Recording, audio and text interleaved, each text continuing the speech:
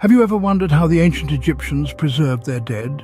Welcome to our journey into the morbid history of embalming. This fascinating practice is not just an art, but also a science. It involves treating human remains, primarily with chemicals in its modern form, to delay decomposition. You might wonder, why the need to preserve a body? The answers are diverse. Embalming makes the deceased suitable for public viewing during the funeral ceremony, or it can be for keeping the body preserved for medical purposes in an anatomical laboratory. The process of embalming pursues three main goals: sanitization, presentation, and preservation, with restoration being vital in certain scenarios. When done right, embalming can maintain the body for many years, proving the embalmer's skill and knowledge. Numerous societies have attached religious significance to the process of embalming. They considered it a holy act, an integral rite guaranteeing the deceased's transition into the afterlife. The body, treated with respect and diligence, was perceived as a medium to transport the soul beyond our mortal world's limits. When it comes to cultures that practiced embalming, Egypt stands out with its comprehensive and sophisticated techniques. The ancient Egyptians, dating back to the First Dynasty, had priests specifically for the job of embalming and mummification. They held a belief that mummification allowed the soul to return to the preserved body after death, an integral part of their spiritual beliefs. Embalming is not a simple process, but a meticulous one involving several steps, each with its unique significance. For the ancient Egyptians, the first step is the removal of the organs, a careful procedure where the heart was often left in place, as it was considered the center of intelligence and feeling, essential for the afterlife. The brain, on the other hand, was removed, seen as having no importance. Next, the body was rid of moisture, a crucial step in ensuring the body did not decay. This was achieved by placing the body in natron, a naturally occurring salt mixture found in the Wadi el Natrun, west of the Nile Delta. The body would rest in this salt for about 40 days, drawing out the body's moisture and preserving the corpse. Finally, the body was covered with natron. This step further ensured the body's preservation, preventing any external elements from causing decay.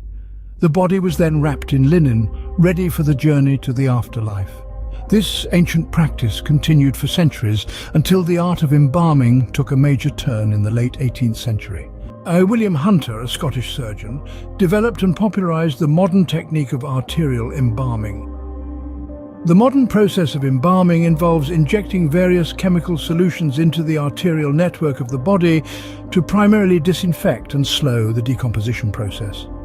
This method, while much more clinical than those of the past, still aims to achieve the three main goals of embalming: sanitization, presentation, and preservation, with restoration playing a crucial role in some cases. It was built upon the discoveries of the 17th century English physician William Harvey, who first detailed the system of blood circulation. Harvey made his groundbreaking discoveries by injecting colored solutions into cadavers, a practice that laid the foundation for the modern embalming process. But it was William Hunter who recognized the potential of these methods for the art of embalming as part of mortuary practice. He wrote a widely read report on the appropriate methods for arterial and cavity embalming to preserve bodies for burial. Hunter began advertising his embalming services to the general public from the mid-18th century, making embalming a more accessible, albeit still somewhat controversial, practice. The modernization of embalming even found its way into popular culture of the time. One of John's clients, Martin van Buchel, took this practice to a controversial level. Van Buchel had his wife embalmed and displayed as an attraction to draw in more customers, a morbid example of the lengths to which some would go to capitalize on this emerging science. After President Lincoln embalmed his son, Willie, the practice grew even more popular. During the Civil War, President Lincoln ordered for all fallen officers to be embalmed so that their bodies could be buried back home. Prior to that, most soldiers were buried on the battlefield that they had fallen on, or they may have been sent back home in a train's ice car, a very expensive proposition. President Lincoln himself was embalmed. His body was toured around the country on what they called Lincoln's funeral train. Hundreds of thousands came out to see his body wherever the train stopped. The tour lasted 3 weeks.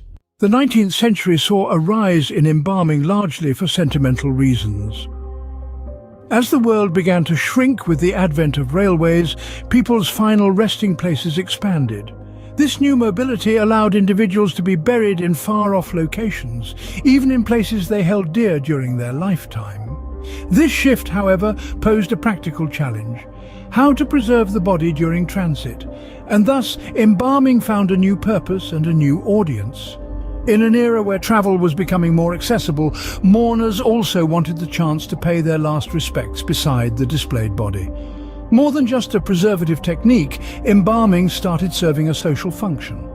It allowed families and friends the time to gather, to remember, and to say their goodbyes, a luxury not afforded by the natural pace of decomposition.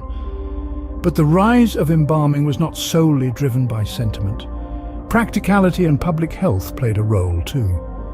In a time when disease was a constant threat, embalming was seen as a way to prevent the spread of illness from the deceased to the living.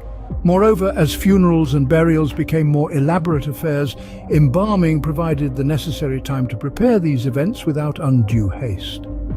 A famous example of this practice is the preservation of Lord Nelson's body after the Battle of Trafalgar. His body was preserved in brandy and spirits of wine mixed with camphor and myrrh for over 2 months. This allowed for a grand state funeral back in England, cementing his status as a national hero. From ancient Egypt to modern times, embalming has evolved, carrying with it a blend of science, art, and cultural significance. Its rise in the 19th century is a testament to its adaptability, serving both emotional and practical needs. As we look back, we see a practice that has transformed and adapted, always finding a place in our rituals of farewell. The story of embalming is, in many ways, a story of humanity's relationship with death, a tale that continues to unfold.